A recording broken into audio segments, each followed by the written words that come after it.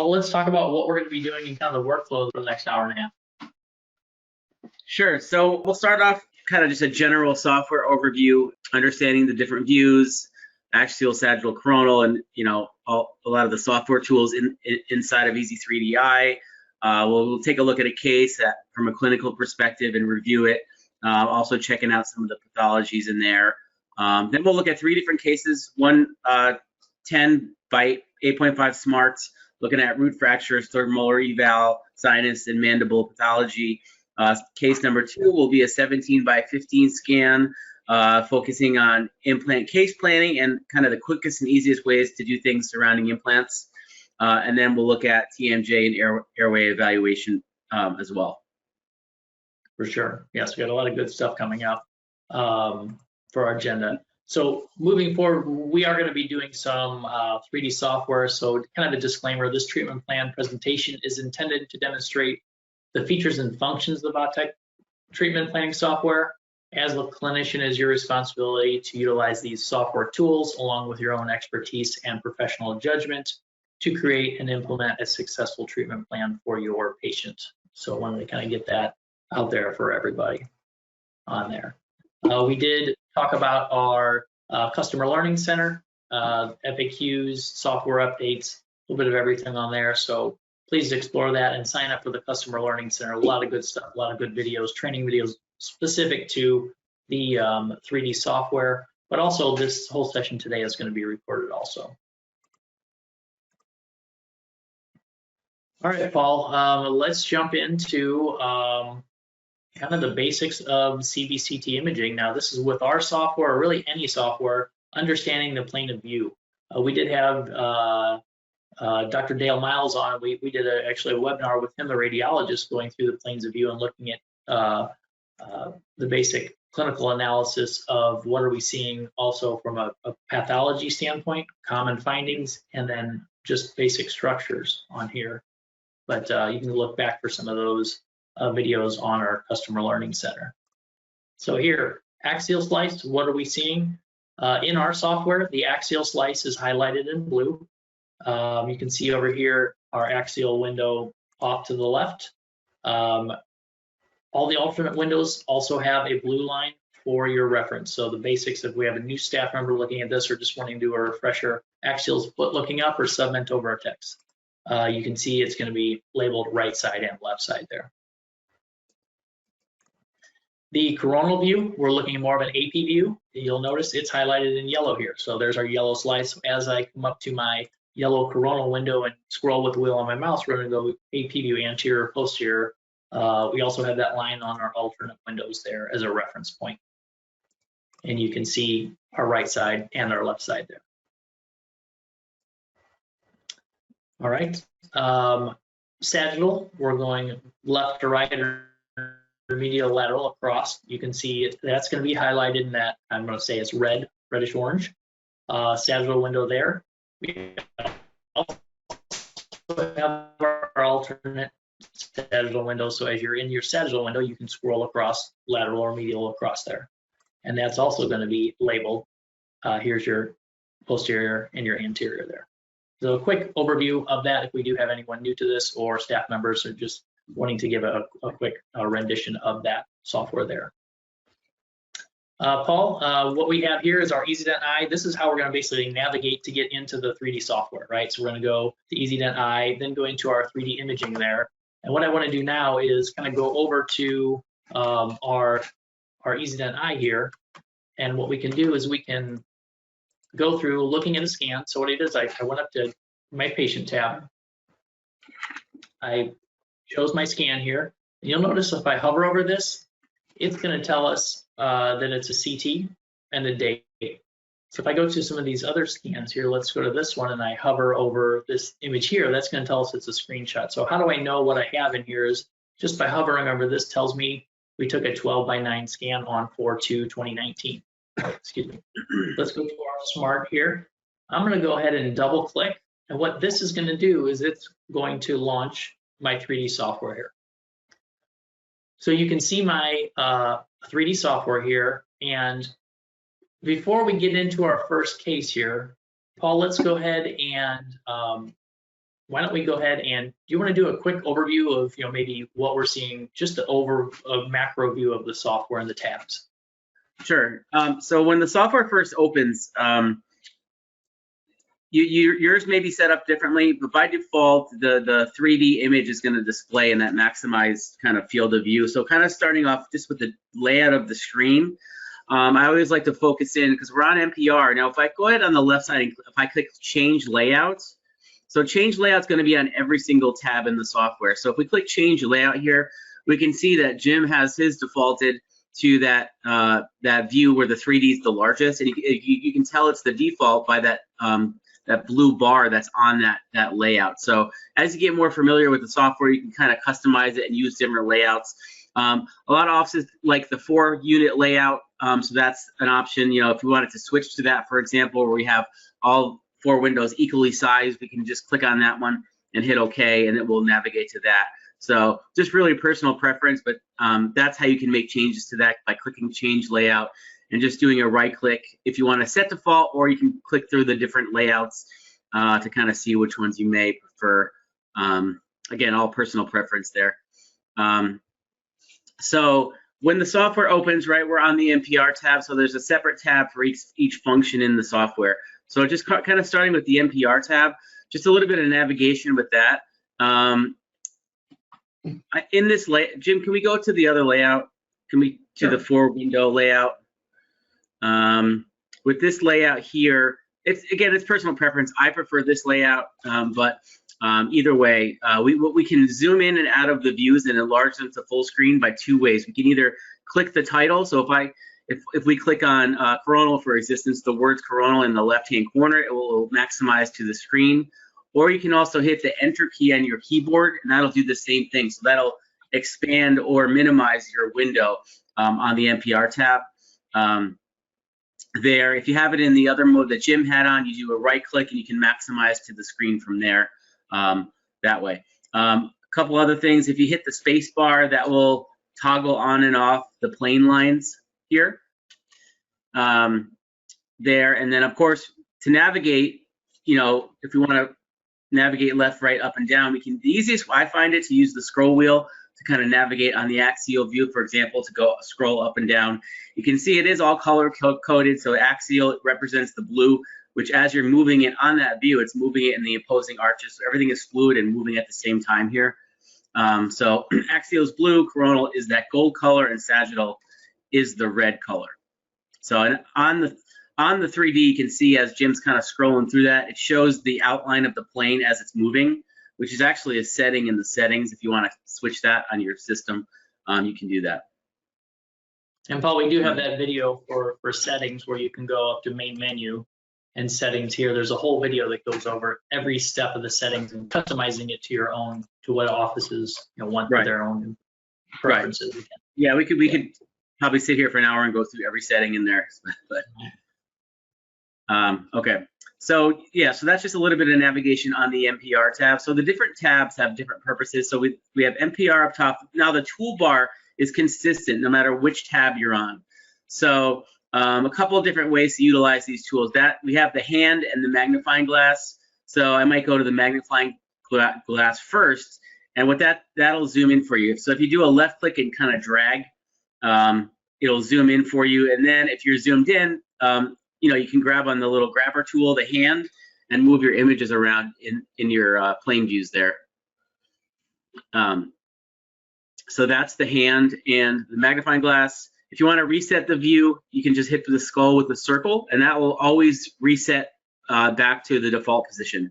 Another quick way to kind of zoom in all the views that I like to use is a keyboard shortcut, and that's going to be the control key on the keyboard and scrolling. So make sure you're on either the coronal, sagittal, or axial, but you can hit the control key and they all kind of will zoom in for you, which is, I use that all the time. So I really like that one.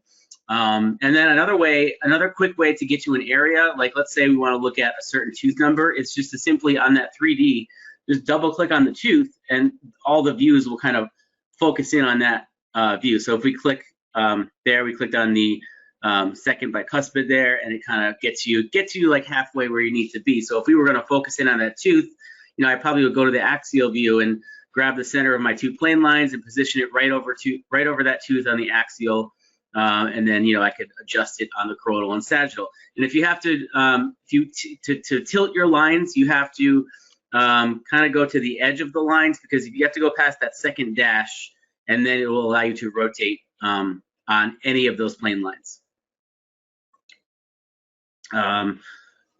There, and then so kind of focusing in a little bit on the left-hand side of the screen, we have both the VR coloring section and we have the windowing section.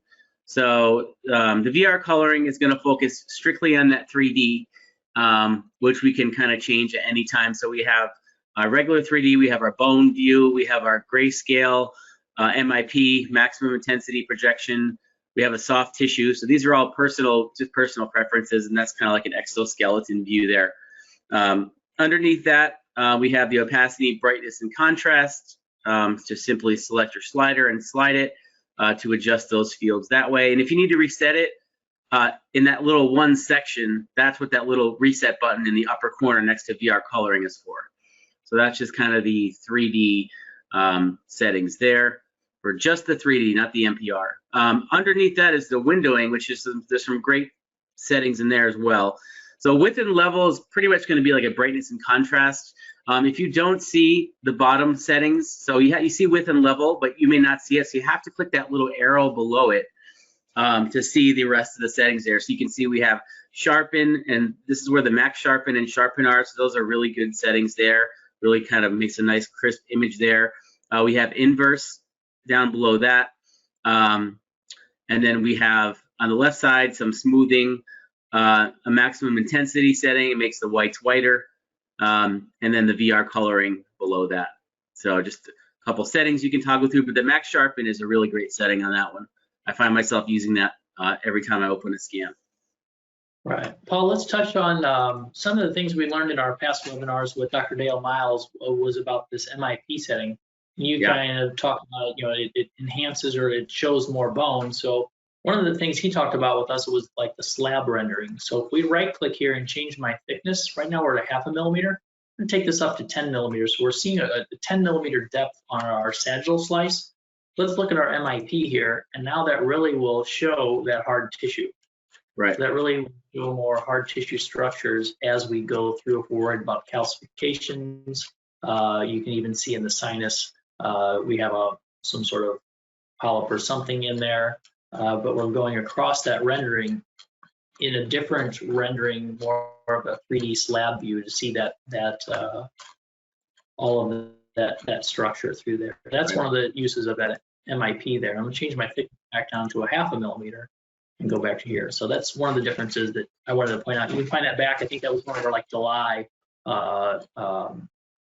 maybe even June webinars there. So one of those things there. Yep. That's a great one. Yeah.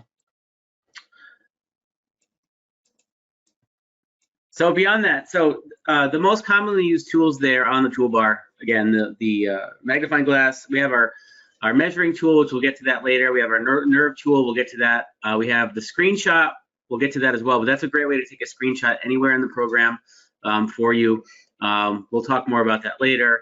You have the reset button, the skull with the circle there to kind of reset your views. So those are the commonly used tools, and the additional ones are next to it. So if I click that drop down, currently it's on measurement, but you can see you can select the different tools from the drop down right there.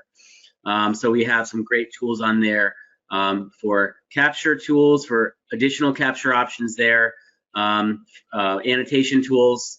We can write on the images. We have a pencil and a highlighter there. So lots of different options there. Sculpt is a way if you can cut away from that 3D, which we'll get to that too. But Jim, actually, if you want to go ahead and click on that, let's go ahead and just show them. Like, so let's say we want to cut away the upper arch. We can simply click the scissors, and we can just, you're basically cutting out with your mouse where you want to cut out. So we're going right through the options here to go through the, get rid of the upper arch and go back around to form that circle, and then you delete the section you want to delete. So if we hit a delete key there, and that just takes away the upper arch. So that's different. If you're familiar with the clipping, that's a little different from the clipping, because the clipping only allows you to cut away, like if you're going on the axial on a flat line. So with the scissors, you can really customize your curvature of where you want to cut. And then to reset that, Paul, I have my reset button right here. Yeah, reset right there. All right. So that's a great tool under Sculpt. And then on and off are some options. You can quickly turn your implants on and off, or your overlays, or any of your hidden items. So you can hide like your nerve tracing, your implants, crowns, annotation. So if you accidentally right-click and do a hide, these items would show up here, and you can go back and click your checkbox and bring them back. And then etc. is if you want to completely reset the scan back to the start, excuse me, that's where we can go here and we can initialize all, and that will reset. That'll get rid of everything: implants, nerve tracings, and delete everything in the scan, and just as it was back to reset from the start. And I believe the one with the dumpster, that one leaves your settings intact. Is that right, Jim? So that's so the delete all is gonna remove all of your workup. So measurements, nerves, let's say implants you've placed, but it will keep all your sectional slices you've drawn. It will keep your opacity changes. Like you said, Paul, this one really big takes it back to the raw data when you captured it without any manipulations at all. So those are those three things on there. All right. And then I guess, Paul, we'll talk as we go through. We're going to hit a lot of these MPR tabs, section, 3D pan, all the way over to our consult on there. And then you had briefly mentioned under simulation some tools we're going to be working through. And then your main menu.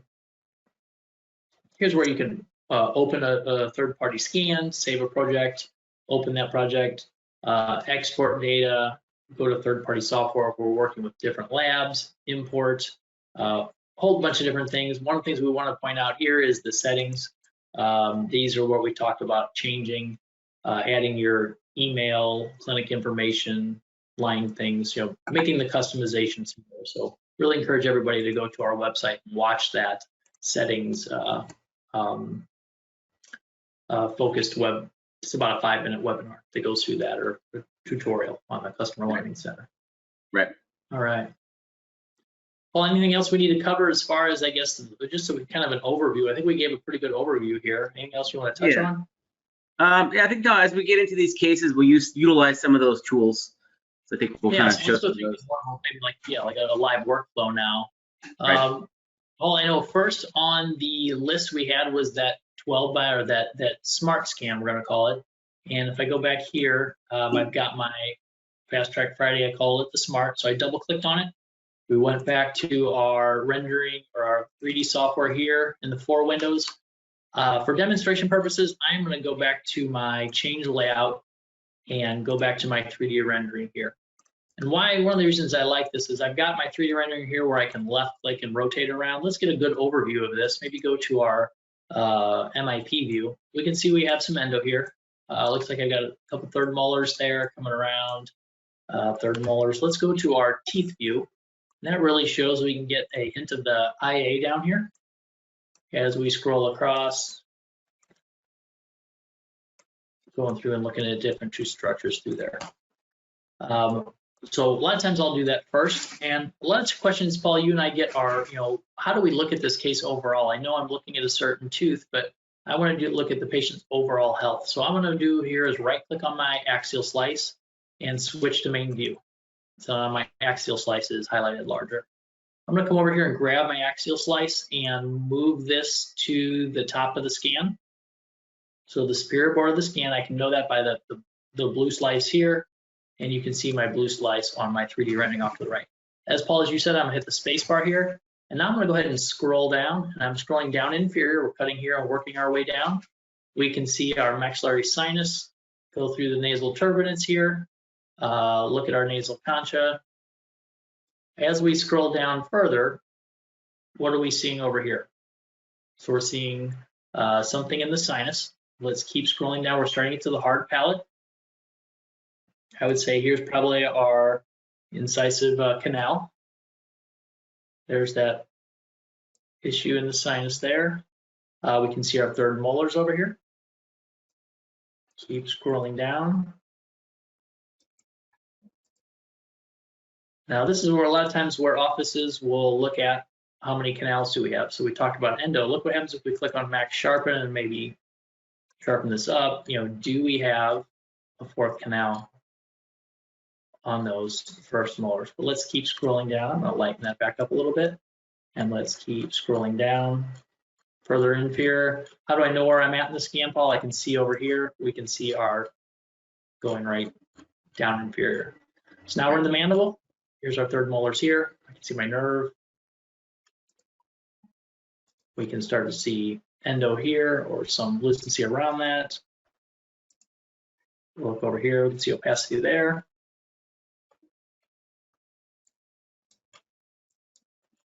See my nerve here. Something going on over here on this side, on the right side. Mental foramen, mental foramen. Now we're pretty much down to the bottom of the scan. I know that because I'm looking over here on my scan. So I'm gonna hit my space bar. Let's do the same thing in our AP view. So coronal view, right click, switch to main view, hit my space bar. Let's drag this out to the anterior portion. And now let's scroll back. Now we're cutting with our AP view. I know that because I'm looking at my lower right. As I keep scrolling back here, you can see our incisive canal. Width of the ridge, height of the ridge into our sinus here. Maybe something going on here. Look at my mental foramen. That issue in the sinus.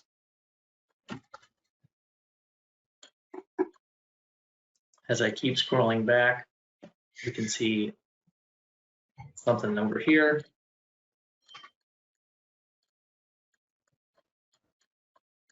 And I'm going further back posterior and some dense island bone right here, hyoid bone, and we're pretty much the back of the scan. So that's my overall view of that. What I'd like to take everybody through is looking at, first let's look at tooth number 29, possible root fracture. We kind of saw that as we were scrolling through. I'd like to navigate everybody to this 3D pan window. I want to kind of start from here. What we've done on this 3D pan window is basically just flattened out our 3D rendering into what we're used to seeing, this 3D pan. This makes it really nice. I've got my green target window here, if you will. If I hover my mouse inside of that window and move around, I can kind of go through and look at the scan. The thing I like about this window here, I can really just double click on an area. So I'm going to double click here and it takes us right to 29. These vertical slices here are our sectional windows down here, section 35, 36. We have our buccal here and our lingual here. Let's double click. And now I can grab this blue line and rotate through that long axis of that tooth. So as I scroll down here, going back to 30, and let's come forward, more mesial. See my nerve down here, mental foramen. We can see that treated tooth, and we can see that fracture going across right through that tooth there. A little bit different way to analyze this is look what happens if I rotate this, grab this and rotate horizontally. Now I get more of my axial slice right here, and we can see the width of the ridge and interproximal. So I'm going to go ahead and scroll up superior, and now let's scroll down. As we do that, we can see our root fracture through there. And let's keep scrolling down. Goes all the way through the tooth there. And now we're below that tooth. Number 29 there. I'm gonna do my reset here, get us back to the original scan, and I'm gonna come back over here and double click. And now what I could do here is let's rotate this, get this right over the center of our tooth. And look what happens if I come over here and I can grab this and rotate around. This is going to go more of a sagittal slice as I come through and kind of rotate around. We can look at that in 360 degrees around that image there. So if I actually put this right through the center now, we should be able to go around that image and see that fracture there. And I'll come back up and do my reset. All right. One other way to look at this is we looked at the different slices, but let's look at our clipping tool. We have our clipping tool also on here. Let's go over to MPR and go over to our 3D rendering here. So you can focus more on 29. Here's our apply clipping. We're going to go to, we can clip different ways, but we do have one special feature on here that's a smart clipping. This allows us to move to a central, I guess we'll call it, point that we're going to rotate around. And now we can clip through that. And if I turn this to bone, we can really clip through that and get an idea and look at that fracture within that tooth there. So this really strips that bone away and gives us a different views of that. Or even if we look back here at that molar, look how we can really see that back through there. All the while we get this set where we want to view, we could come in and I could come through. Let's get this viewed a little bit better through there. I come about right here. I could come in and go up to my camera capture, and it's going to take a full screen right there. So it's going to do our full screen capture. And then what that's going to do is going to save in our console. Now I've got different views here where we can drag and move our image here. And now we can look at our different videos. We'll go through that as we progress through the training today. What else on this scan do we want to look at? So let's come here. I'm going to go back to 32. Let's rotate around. And let's kind of look at our third molars here. As I go through here, I'm posterior. I'm going to go ahead and say that this is going to be our nerve. So I'm going to come up to my nerve trace. And I'm going to go ahead and click. And let's scroll forward and click. And let's go ahead and click here. As you see, every time I scroll, I'm going about 1 millimeter. This is some of the settings you can see in your settings view. Let's click through, left click, and I'm just left clicking as we go through our image here.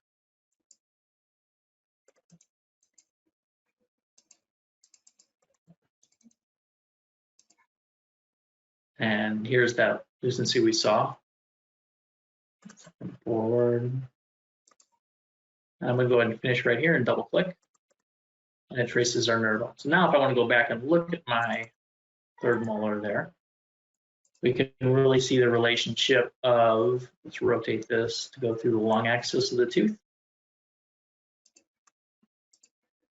And we can see the relationship of that nerve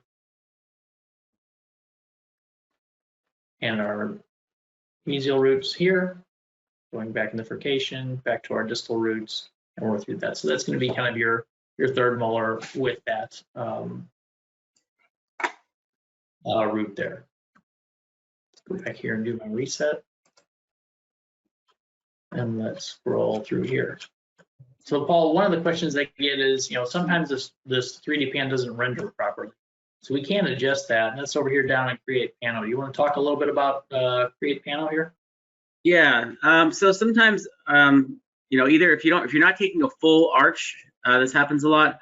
The 3D pan might look a little funky, so you might have to adjust it. Only sometimes, but if you have to do that, just like Jim said, you click on Create Panel, and you can scroll up and down till you get to the arch you want to be on, and then you can scroll through it and then grab your points, your plotted points where the green dots are, and you can move them and adjust them as necessary. Yeah, so that's a quick way to run those. Or if you just want to start over, you can always come here and click on draw. A lot of times it's easier just to start over. Yeah, and then just left click. I'm left clicking. I try and go right down the center of the ridge there. Usually will get us a decent rendering of that, but the software should automatically go through and try and get you the best rendering possible. So if I double click here, let's see what this is going to look like. I can come through. One other thing I get a question is I need to see further superior. You notice I can grab these yellow lines here, so I can move this all the way to the top of the scan to get the furthest superior border, and let's hit OK. Now it's going to redo or re-render my image there. So I'm going to say my render isn't really any better. Actually, I made it a little bit worse. So going off of what the AI that it automatically does is a good thing. But we could go back to create pano. Let's scroll back up into our maxilla. You can see how I'm off here. So that's where we can go back through and then go ahead and redraw our curve around there to set that curve point. And now let's hit OK and see what this rendering. So that to me looks a lot better. Right through. Yeah, it's a lot much better. Yeah. Oh, we did see one other thing on the scan. We saw that mucus retention cyst or something in the sinus here.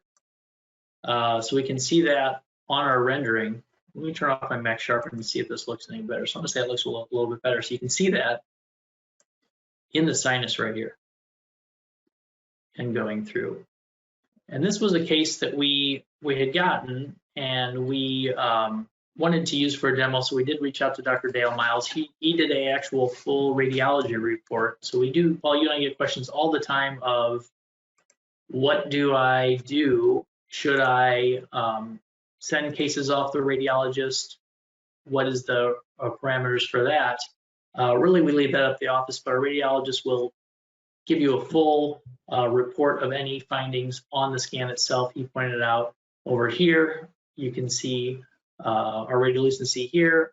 We came back, we can see our dense, our issue in the sinus, that fracture on 29. We also have a little dense island right here. So really we're looking left side to right side to look at the difference, but that is the value of using your radiologists to go through those different scans there. So once we've went through this, and let's take another screenshot here, maybe look at some of our other tools here. Let's do our drop-down measurement in another capture window here where I can do just a capture region because I just want to look at this small region right here. I can do that and click on capture. All right.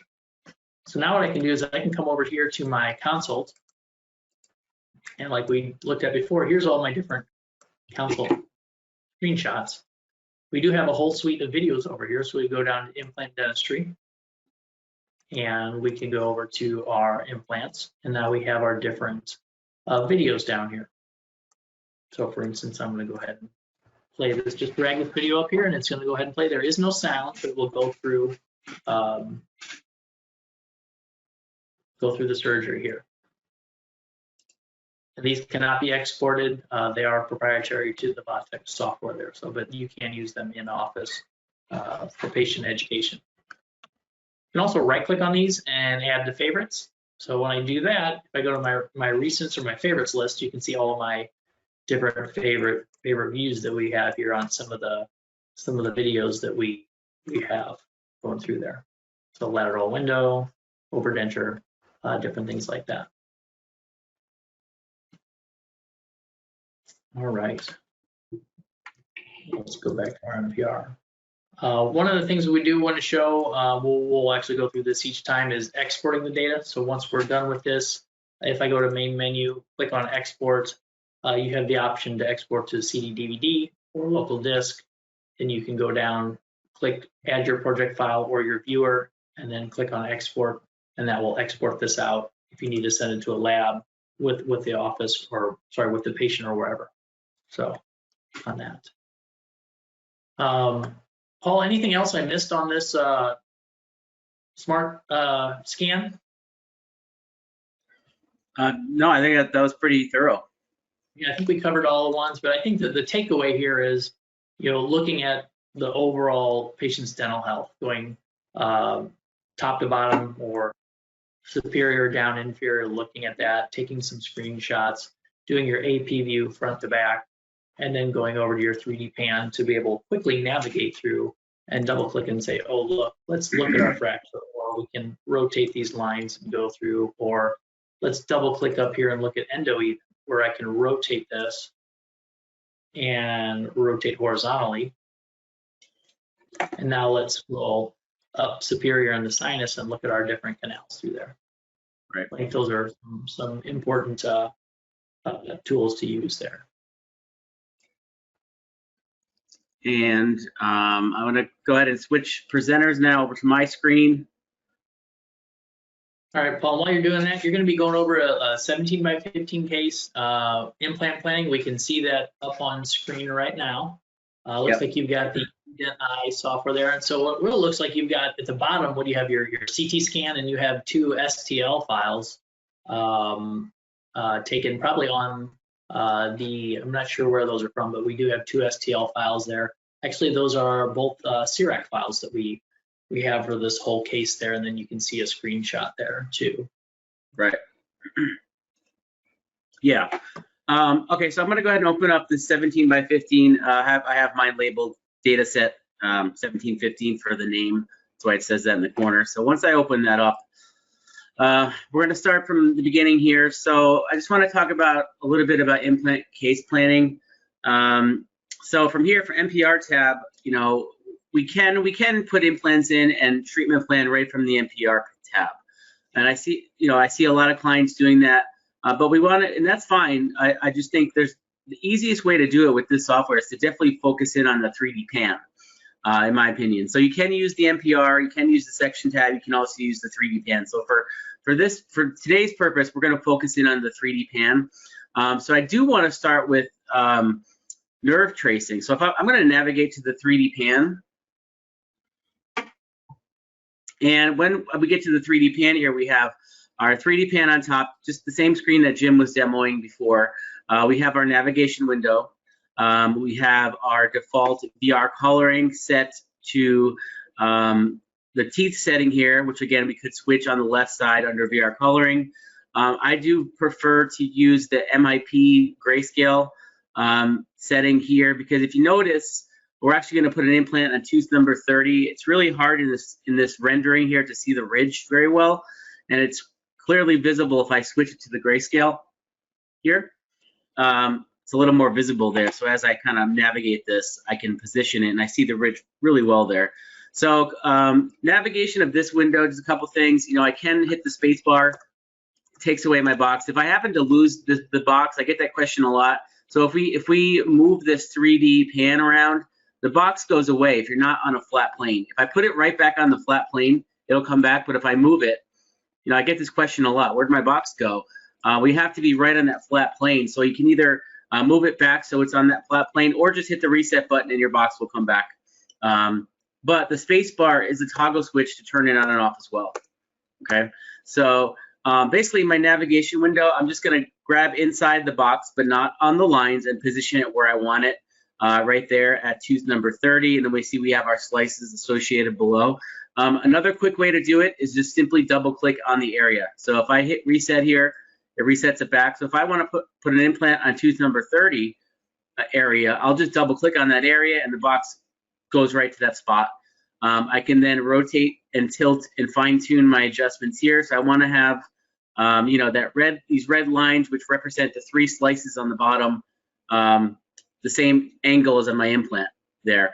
But before we get to that, let's kind of talk about the nerve a little bit. So I'm going to go ahead, and I think I prefer to do the nerve on the NPR. I can do it here.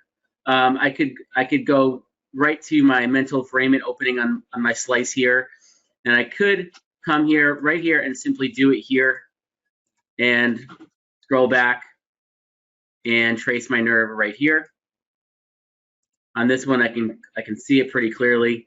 And I'll do a double click to finish it. If you have trouble seeing it in this view, another way you can do it is to go back to the NPR and trace it on there. So I'm going to right click and just delete this on my section slice and go back to the NPR. So to do the nerve on here, what I will do is I will grab the axial plane here and move it down until I can see the lower arch on the axial view. So you want to be able to see the bone on that lower arch on the axial, just like that. So either grab the blue line or use the scroll wheel and scroll down. And then I can simply double click on my, on whichever left or right side of the arch I want to trace. I'll do a double click there, and I can, what I'm going to do here, rotate this red sagittal line so it's going right through the center of the arch. So I'm going to simply grab it near the end of the line and start rotating it. So at the same time, I'm looking at my sagittal view to see if I can see my nerve kind of up here, and I can see it right here near the posterior section here. And then what I can do there is I can navigate it in all views. So I could grab it in the coronal and move it there, see if I can see it a little bit better. And there I can see it all in one nice plane there. And if I can also double click on the word sagittal, it'll then expand for me there. And then there, and if you can't see it all in one plane, that's okay. I can always scroll and follow it as I'm tracing it. So I can also, I have that option also. So I can see my mental here, and as I scroll back, I can easily follow it all the way posterior there.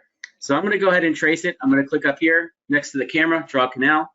I'm gonna start it from the mental, start my first point at the mental, and then I'm gonna scroll back and do my series of clicks right here, scrolling as I go right through all the way to the back, do a double click, and we're good to go there. So now, once I've done my nerve tracing here on the MPR, I'm gonna navigate back to the 3D pan.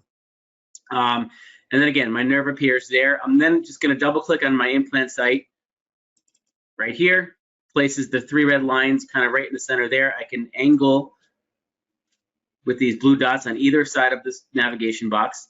I can scroll through with my slices. I find that easiest to move that red line. If I need to check my nerve placement, I could also hit the enter key on my slice view and scroll through there. If I'm a little bit off on my nerve placement here, I can do a right click and select edit canal, and I can move any of the points I've made. So I can scroll through and see, and if I need to adjust that, I can do that right here. So do a double click to hit OK, and I'll hit enter to put that box back, and I'm back to here. And I'm gonna position my red line here right where I want the implant. We can then focus in on slice number 18 here. I could hit enter and zoom that in if I want to. We can now measure and put our implant in. So the measuring tool is up here. Our single 1-line length measurement is here. So I can click on this button. And then the measuring tool is pretty easy. It's just 2 clicks. So if I click right at the ridge, right down to the nerve here, I can keep measuring. So the tool is still on. So if I want to measure lingual buccal, I can do that, here. So I can keep measuring until I'm done. Then just do a right click. It turns the measuring tool off. You can see that you can't really see these. So I can move the measuring numbers out of the way. I would recommend kind of to hide those or delete those before you put the implant in, because they tend to get in the way when you put the implant in. So what I usually do is I'll take a screenshot of that. So I'm going to go up and click on my capture view frame, my camera screenshot icon. It'll save a screenshot of that, and then I'm just going to simply right click and hide these. And we're going to go ahead, hide. I'm going to hit enter. It's going to put my window back. Then I'm just going to click on insert implant on the left. So I'm going to click insert implant. The options here, it comes up single or multiple, so I can make my selections there. Just simply click on the tooth number. So I'm going to click tooth number 30. You can see I have mine already defaulted to Strawman. You can make that a default by clicking set as default if you want on that. Mine is already preset. I'm going to leave mine on axis. We can do axis or click point. So if you leave it on axis, we make our selection here. We have our occlusal and apical diameters here and our implant length. If you leave it on axis, it will put it right on your slice for you, and then you can adjust it as necessary. If you do, let me delete this and go back. If you set yours to click point, and this is a little bit, sometimes I get a question about this a lot. If you leave this on click point and hit insert, this other box pops up, and what you're doing is your mouse cursor, it's asking you where you want to place it. So you have to go on your slice and click. I usually click right on the ridge there, and it will place it right there, a little more centered. So just personal preference on that. But once my implant is placed in there, just some navigation with this here. If I click on it and hover, the entire line kind of turns red there, and I can move it lingual buccal, bodily this way. If I need to tilt it, I can grab it on the upper portion of the line above the implant or below, and it will angle it on that given axis. So if I need to angle it this way on the upper portion or the lower, I can just grab it and move it like this. A right click on the implant property will take you back to the main window. Like let's say if I wanted to change the implant totally to a different brand or something like that, I could make my selections there. If I want to edit the implant quickly, I can right click and go edit implant. And that brings up from within that same implant manufacturer, what's in the catalog. You can pull sizes from within there. So I can make it bigger or smaller from there. Click OK. I could hide it. I could delete. Show info. If you want to see the implant, if you forget which implant you put in, I could do show info, and it shows you the information on the implant. I could then go back and hide the info. Again, edit implant, quick way to change the size. And I could also lock it. So locking it is a good idea once you have the position set. Then you can't accidentally move it after, unless you can unlock it and lock it and unlock it. From here, a couple other things regarding the bone density. So I have my layout set so the bone density shows this window here. If yours does not show, you can always go to change layouts. And I believe by default, this is the one that pops up. So if yours doesn't show, go to change layout. And the third one, there's the little layout with the implant bone density in there. So regarding that, it does show the implant density surrounding the implant here. But under the windowing section, there is a bone density checkbox. So what that does, and you could maybe use this before or after you put the implant in, either one. I can click bone density, and it will show, in the different color variations, what the system is kind of saying there about bone density. So you can see here we have the Hounsfield unit range on the left. But if you click on this little gear that's next to the words bone density, that will bring up this chart to kind of let you know what we're seeing regarding the color. So we can see the dark blue is considered kind of a D1 bone, and then all the way down to the black, which is air, down that way. So D1 through D5, that's where it's pulling that color range data from. So, and then the Hounsfield units on the bottom. So that's kind of the guide there. And then when it comes to this, so the arrow that you see there, that's just letting you know the direction, and that's regarding this over here. So this arrow is kind of pointing the same direction as the scout view, so you know which area you're looking at on that. All right. So from here, a couple other things. So once we get our implant in, let's say we're happy with the position, right? So we can use the scout here to rotate around it, right on it here. I see a lot of doctors using that to kind of show the patients. That way you can rotate here. But I prefer to use the oblique view on the MPR tab. So, because you can see as I rotate, we're not exactly 100% on it all the way around it. But I'm going to go to MPR tab. We'll come back to the 3D pan in a second. So to really get right in the center of that implant, what I'm going to do is just do a right click on the implant on the 3D image in the lower right. And I'm going to select Start Oblique Menu. So you can only do this with the implant, but you have that Start Oblique Menu option here on the right click. And once I do that, it's going to automatically take me into this oblique mode. Okay, so we have our oblique view right here on the upper left. You can see the implant, we can see our nerve, and then the axial view here, this orange slice, is the view on the left. So these green boxes are just the width of the height of that, which I could expand or contrast there. And then I can grab right here on the orange line and rotate around that implant all the way around and see it in all three views there, which is really nice. So, and that arrow is to let you know which direction that you're rotating it in. So right now, you're looking at that upper left image from the lingual out. So it's just for direction purposes. So that's a really nice tool.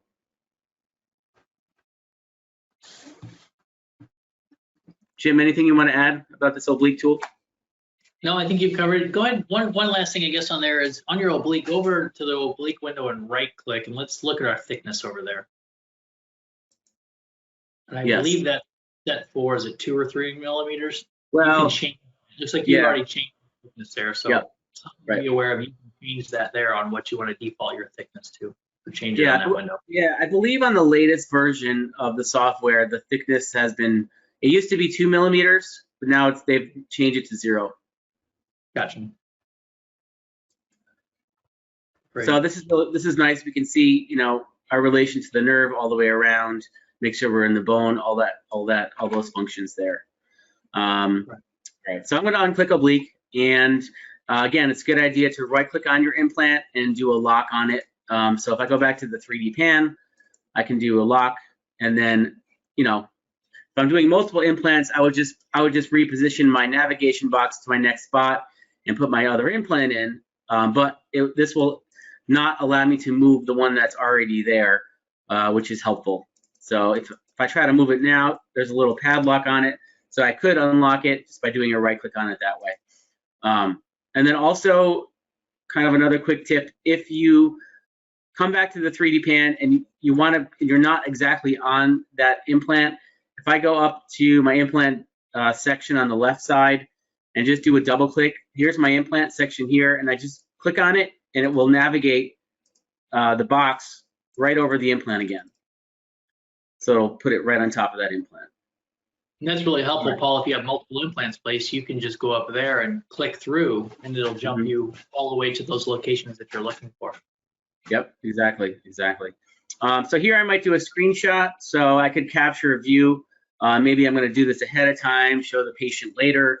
So the screenshot will give me the entire screen, but maybe I just want one section or a couple sections there. So this one, again, is just going to do a full screen. If I click my drop down and go to capture here, I can utilize some of these tools. This is a great one here. So this is a kind of a clip it tool.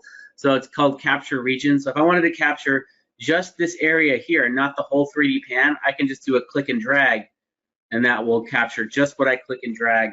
I let go, I click capture, and that's saved there as well. All right, one other feature here is the crown. So I'm going to go back. I'm going to do a right click on the implant and select property, and we're going to go back, and I'm going to click on crown.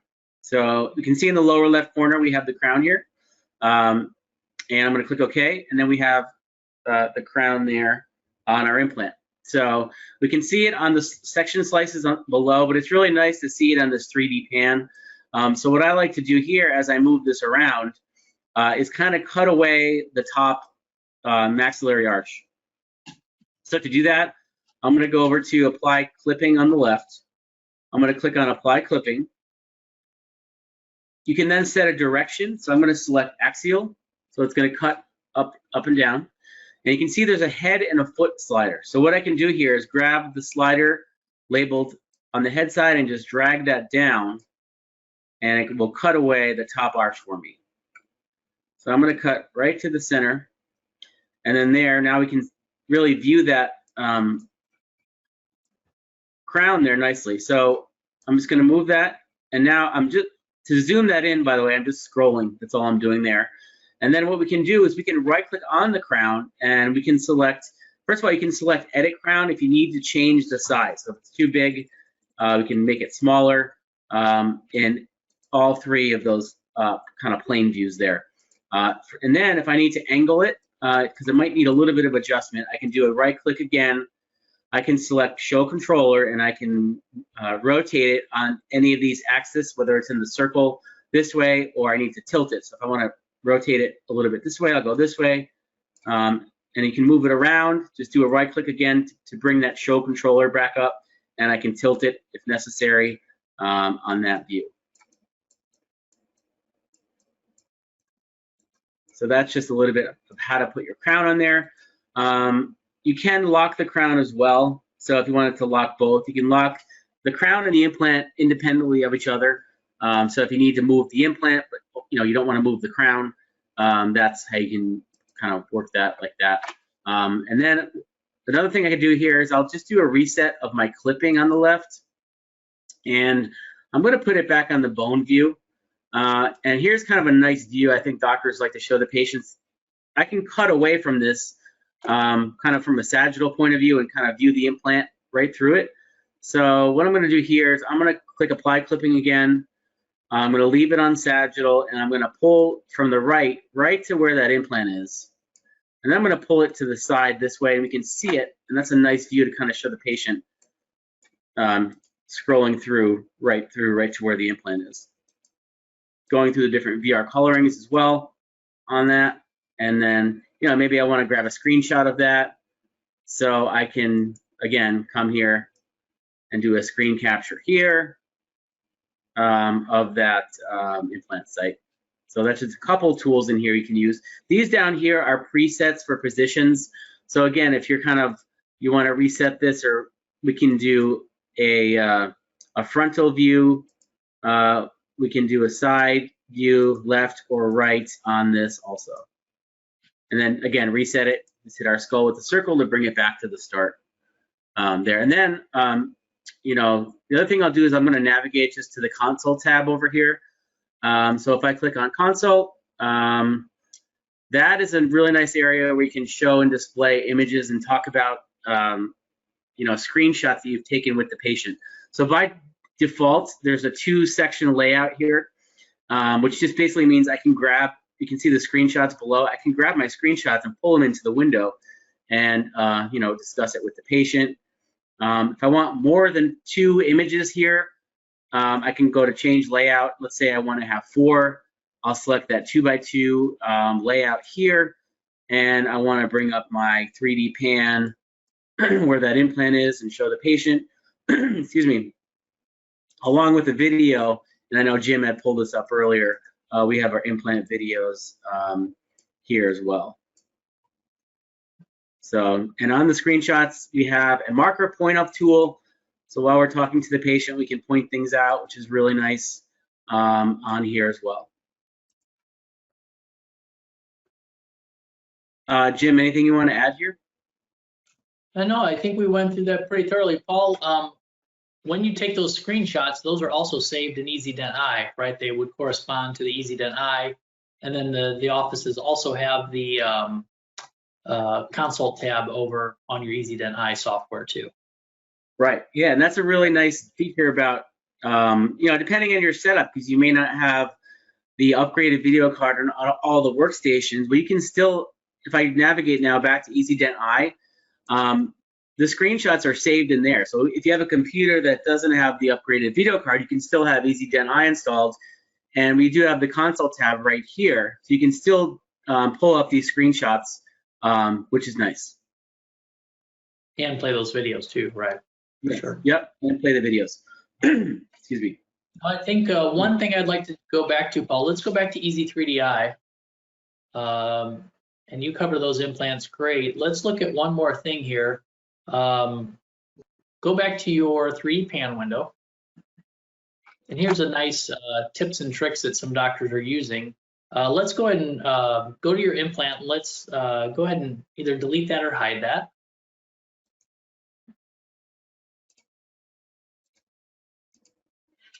Okay, so let's go ahead and take a measurement on there from like the crest of the ridge down to the nerve.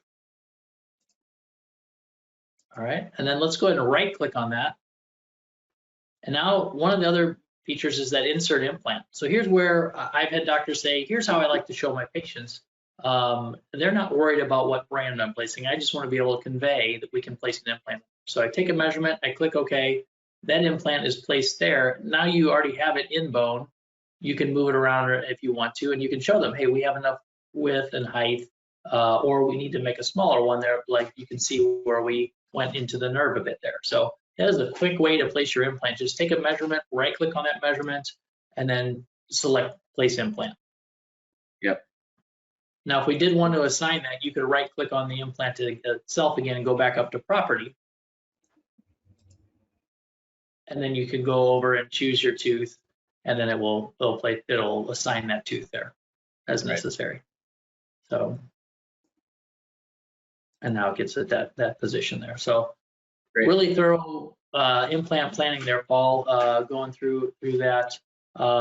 If anyone does have questions, please reach out to us, via the chat, or look on our website for some of those videos specific to implant planning on our website there.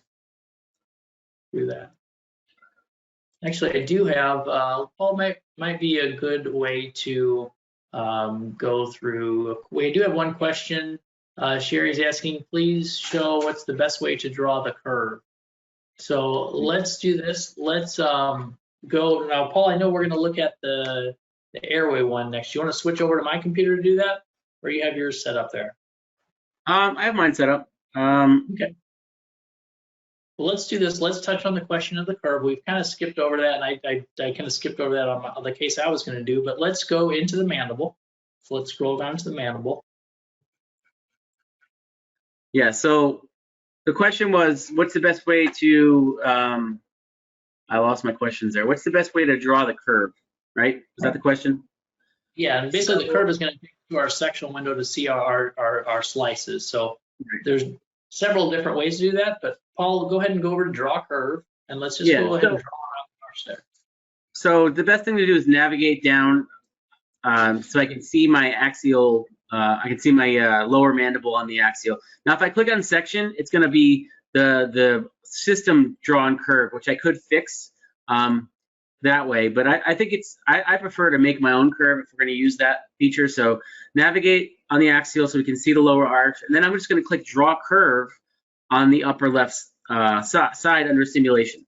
So I click draw curve, I start on the back of the image and just do a series of clicks right down the center of the arch this way.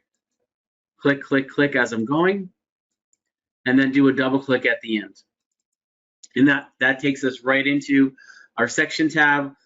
We can then scroll, and again, we're all moving together here, and I can angle, like if I was going to put an implant where I have that current one, I would angle this here and measure and put my implant in that way.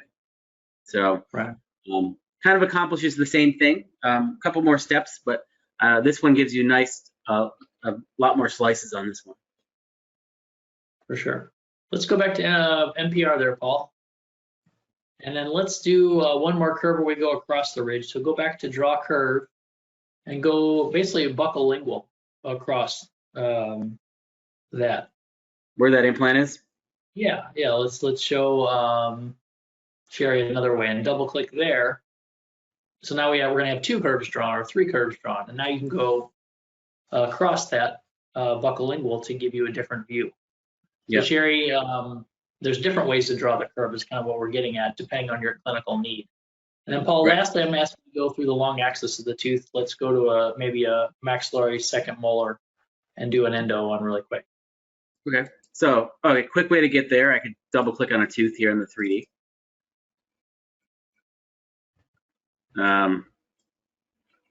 Let's see. And I think you probably just draw your curve through there, right? Yep. I'm going to click draw curve, and I'm going to draw it not on the axial view, but right on that coronal slice, right in the center of the tooth up this way.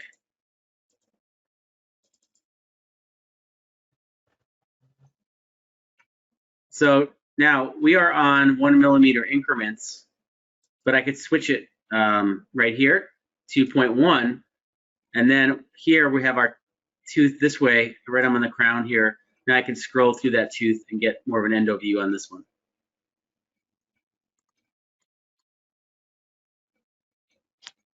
And then there's also, Sherry and everyone else that are on the call, there are also some videos specific to drawing the curve. We go through a lot more detail than we can cover within our session today. So I think, Paul, that's great, 3 different ways, and then you can look in the upper left-hand corner where you have your 4 or 5 different curves drawn. Right. All right. Great. All right, so we move on to the airway case? I think an airway case is good right now. If you want to go ahead and bring that up. Okay.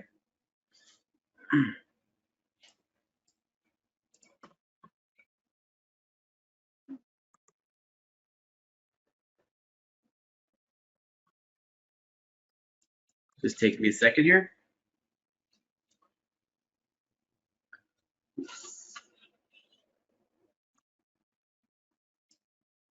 All right, so what that's doing is it's basically loading the scan here. Depending on how large the file is, some of these take longer. Paul, looks like we've got a couple workups on there, so that's why it's taking a little bit longer to open there. But essentially, you're going to open the scan here, and it looks like you've got your 21 by 19 open right here. Yes, all right, let me see here. Okay, yep, so we have our 21 by 19 scan here, and we're going to go through a couple things regarding the airway.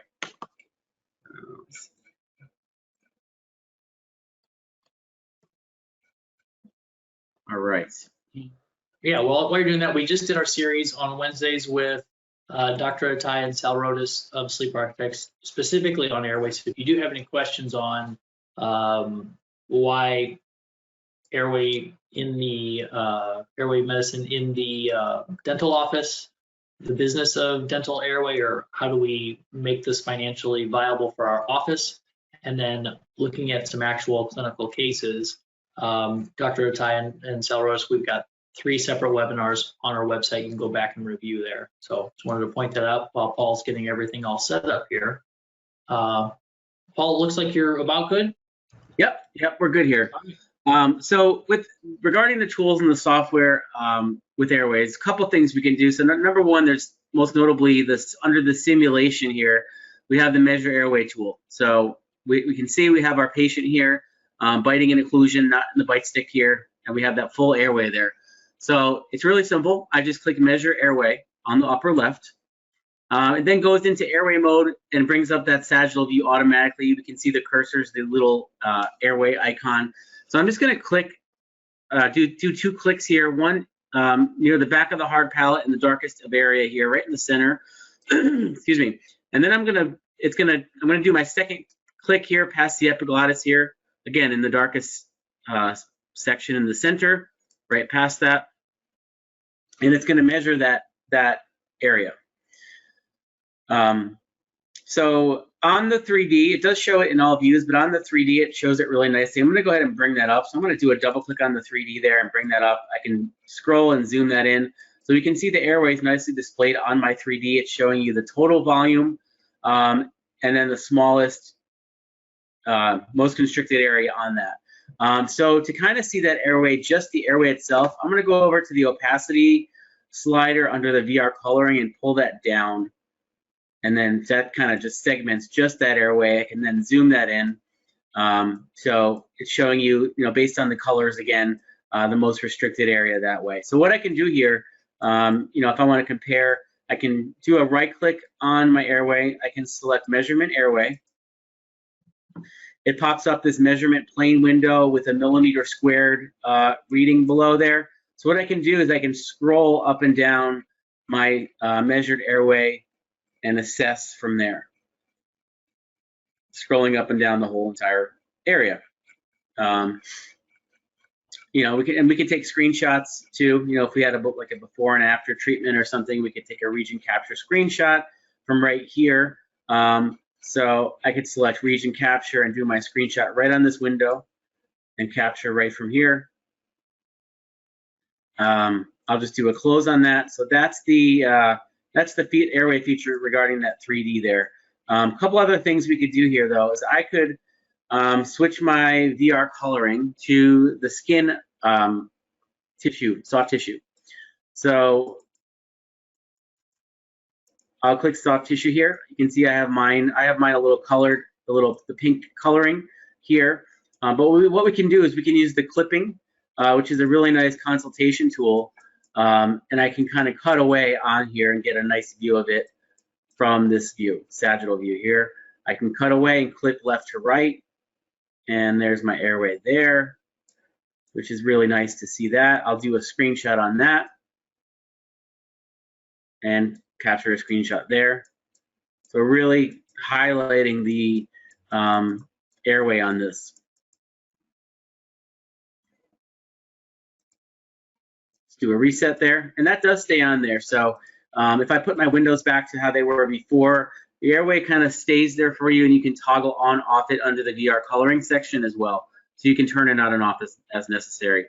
The other nice tool in here regarding airway is doing a curve, a regular curve, looking at the airway. So we just kind of talked about that before, just doing it around the arch. But for this reason, we're going to do the curve a little bit differently. And I'm going to start on the sagittal view.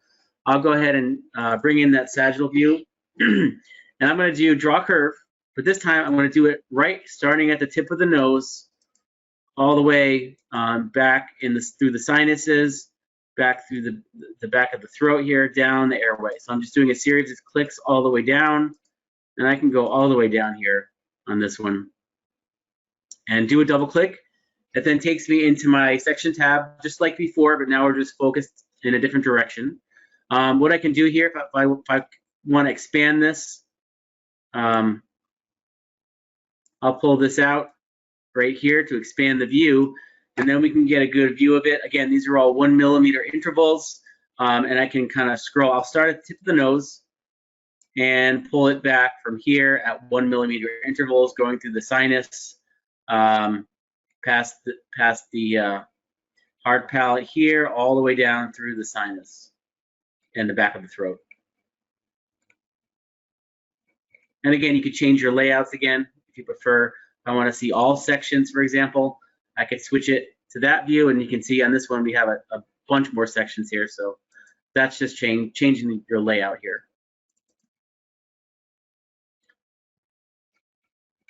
So that's a really nice view.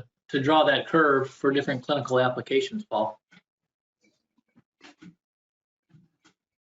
What's that? You cut out there. I'm sorry.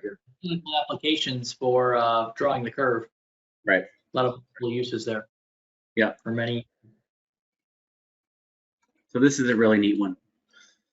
And for our ENTs, we can share this information with our ENTs and other specialists if we do need to share that. Yep. So we can either send screenshots or burn the whole scan to a CD or thumb drive. Perfect. Jim, anything else you want to mention about airway, or I can move on to TMJ? Really well. Let's go on to TMJ, and we can kind of go through some of the tools within the TMJ tab there. Yeah. So regarding the TMJ, this is a 21 by 19 scan, so we do have those in there, the condyles in there. So it's really simple to do TMJ. Now again, I could kind of navigate on my MPR view and align the views to find my condyle right from here, right? I could kind of navigate, but to make it easy, we want to go right to the TMJ tab, and it kind of sets it up very nice for us. So if I click TMJ up top, which is right next to the 3D pan tab, we're going to come to here, and let me go ahead and do a reset on this. So when we first go into here, usually you have to go to define TMJ area on the left side, because what usually happens is you'll scroll up and down and you may not find the condyle in here, because we have to go to define TMJ area. It is usually set kind of like this because it is an auto feature. So what you have to do is you have to grab the top yellow line and pull it up past the condyle on this little diagram here, the skull diagram, and I click OK, and it will regenerate, and then you'll be able to see your condyles. And this works just like the 3D pan, but it has a left and right side. So I can scroll until I can see the head of the condyle on the scout view, and then just grab your navigation boxes and place it right over the condyle on each side. So these navigation boxes here kind of work like the 3D pan, so I can scroll within the box. I have mine actually set to maximum intensity under my windowing section. And also I have the thickness set to 5 millimeters. Again, this is all, you can all customize all of that. But I can scroll back and forth within the box. But the nice feature about these boxes is I can rotate around the entire socket and joint there and see it all 360 degrees. So if I grab the green dot on these boxes in the center, I can rotate all the way around my joint on the left side and also the right. So I'm grabbing the green dot right in the center there, and I can click and rotate around the entire TMJ.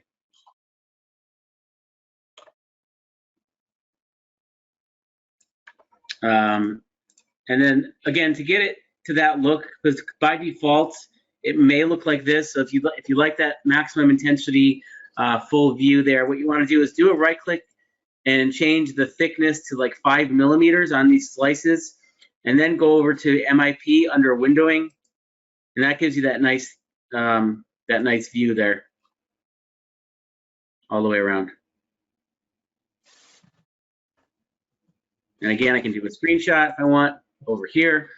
That'll screenshot the entire screen, and then again, of course, I can get to my console tab where I can pull these images up for my patient alongside of, some videos, associated videos, for example. So.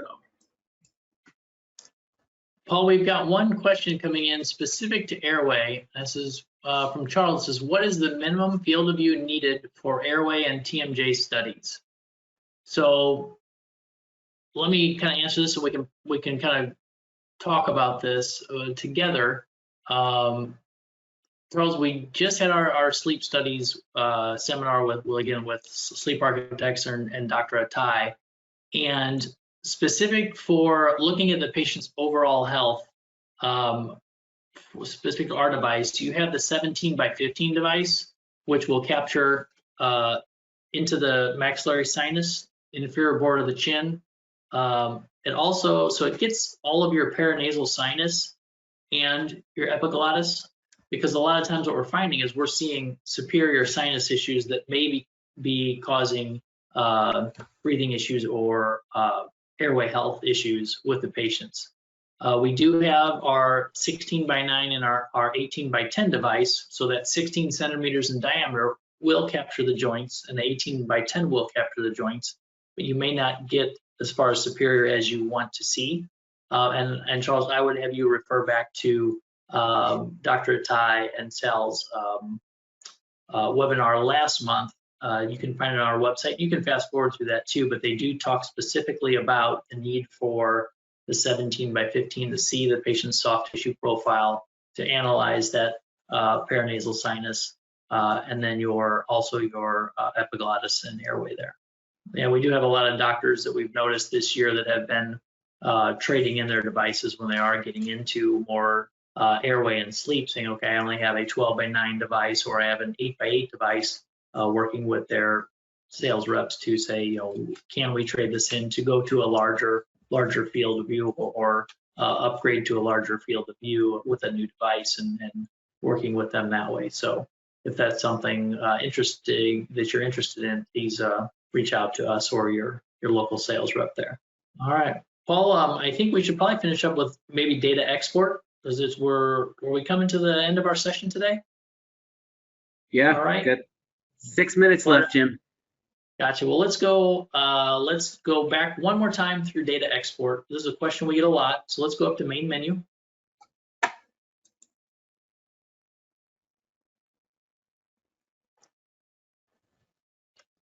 On there. And let's go over to export.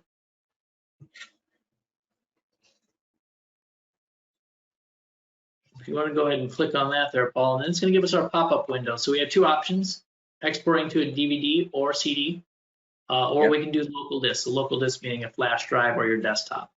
Let's go click on local disk there. You do have the option for a compression. We usually just leave that on lossless.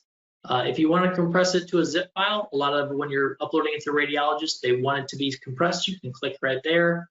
It's automatically going to download the DICOM data, but you can also click on your viewer or your project file if you want to send that also off. Then you click on save, and then it's going to go ahead and do the rest for you. It's going to ask you to save it to a certain location, and we're going to go ahead and save that, and then that will be saved.